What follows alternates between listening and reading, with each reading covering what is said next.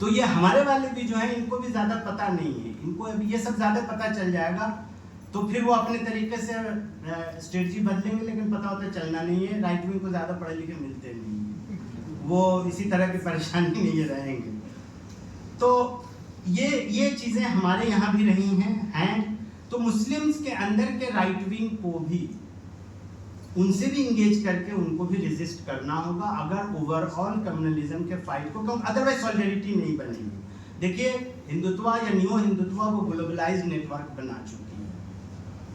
ये सुगाता श्रीनिवासा राजू अभी एक किताब लिखे हैं ग्लोबल हिस्ट्री ऑफ इमरजेंसी, और उनका दावा है कि वो ग्लोबल हिस्ट्री इमरजेंसी की पहली बार लिख रहे हैं। ये दावा गलत है और उनका एफिलिएशन भी है किसी रीजनल पार्टी से, तो वो अपना anti Congress agenda sophisticated academic way में और सोफिस्टिकेटेड प्रोज में लाते रहते हैं। मैं जानबूझ के ये बात कह रहा हूँ ताकि उनको जब पढ़ें तो नोट ऑफ क्वेश्चन के साथ पढ़ें।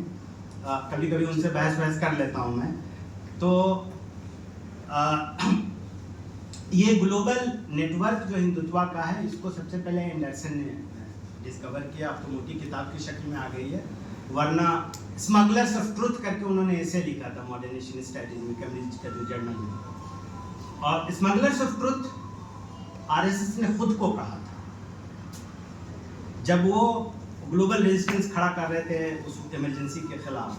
फिर उसके बाद ब्रिटेन में इंदिरा गांधी ने मिशन भेजा कि भाई ये सब इस तरह के फोर्सेस हैं जो कम्युनल और CIA बैक्ड फोर्सेस हैं और ये इंडिया को डिस्टेबलाइज करना चाहते हैं। फिर वहाँ पे सख्ती हुई तो फिर ये अमेरिका से इनको सपोर्ट मिला और वहाँ ये सब हुआ। अब दूसरी किताबें भी इमरजेंसी पे पढ़े हैं, सुब्रमण्यम स्वामी की वाइफ की सिस्टर, नाम भूल रहा हूँ, उन्होंने लिखा है तो उसमें एक कन्फेशन भी है वो किस तरह से RSS ने उनको मदद की इंडिया से बाहर पहुँचाने में और अमेरिका पहुँच चुके। कुमी कपूर जी। तो ये ग्लोबल हिस्ट्री के मैं थोड़ा डाइग्रेस कर गया।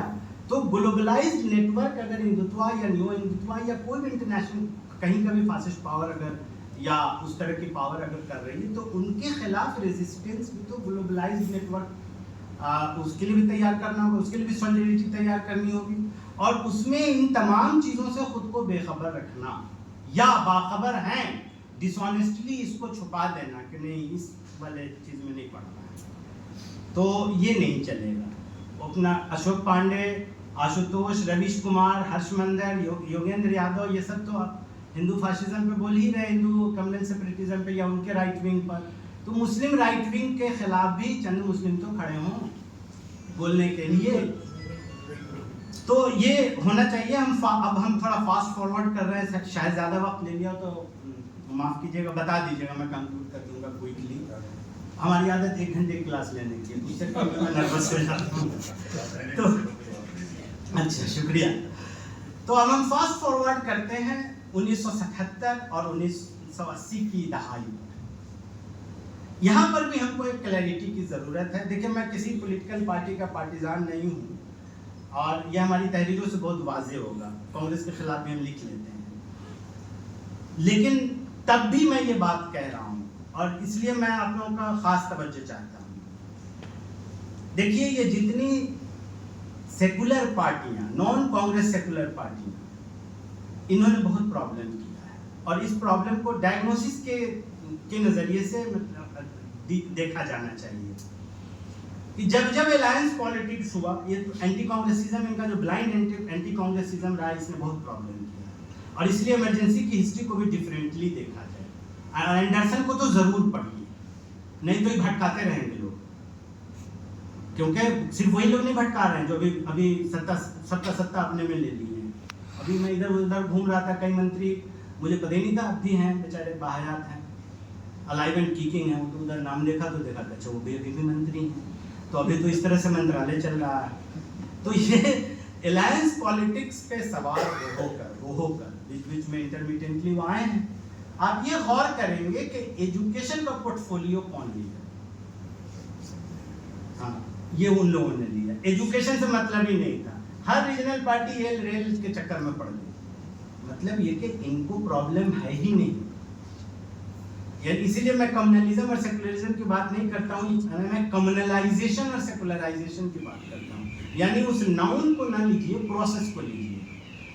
जब सोसाइटी और इंस्टीट्यूशन ही पूरी तरह कम्युनलाइज कर दिया गया, तो ये एजुकेशन के थ्रू, कल्चरल ऑर्गेनाइजेशन के थ्रू ये कम्युनलाइज करते हैं। इनको चाहिए रेल के लिए 3, 4, 5 पार्टी मार्केट किए पड़ी है, तब तक एजुकेशन कोई और ले गया, इंफॉर्मेशन ब्रॉडकास्टिंग कोई और ले गया, नतीजा देख लीजिए। एजुकेशन स्टेक ही नहीं रहा, कल्चर स्टेक ही नहीं रहा। काहे के सेकुलर भाई? जब अगर तुम सेकुलराइजेशन में मदद नहीं कर रहे हो, ये इंस्टीट्यूशंस तुम्हें प्यारे नहीं है, तुम काहे के सेकुलर? तो ये non anti Congress regional forces या नॉन कांग्रेस रीजनल फोर्सेस ने ये बहुत बड़ी प्रॉब्लम खड़ी की है। और हम लोग को इस पर, तो इससे कॉम्पिटिटिव मेजॉरिटेरियनिज्म आया और ये इंस्टीट्यूशंस में इन्फिल्ट्रेट किए। और दूसरी बात ये कि स्टेट सेंट्रिक अप्रोच बहुत रहता है। उन लोगों ने तो स्टेट पावर नहीं मिला, तो अपना कहीं शिशु मंदिर खोले, कहीं ये खोले, कहीं पंजन निकाले, कहीं कुछ किए, करते करते करते अब 100 साल पूरा किया। यानी स्टेट पावर लेने का इंटेंट था, जल्दी नहीं थी। हम जो कर रहे थे, लेफ्ट वाले तो चलिए ट्रेड यूनियनिज्म कर रहे थे, कुछ कुछ कर रहे थे, लेकिन जो सेंट्रिस्ट सेकुलर फोर्सेस थे वो तो हमेशा स्टेट पे डिपेंडेंट थे। स्टेट जो कर जितना देगी उतना से हम करेंगे, बाकी हम नहीं करेंगे। वो तो स्टेट पे डिपेंडेंट नहीं थे, वो तो किसी और तरीकों से ये सारा कुछ चला रहे थे। तो अब वो चलाने का फल अब मिल रहा है उनको। तो इसलिए हम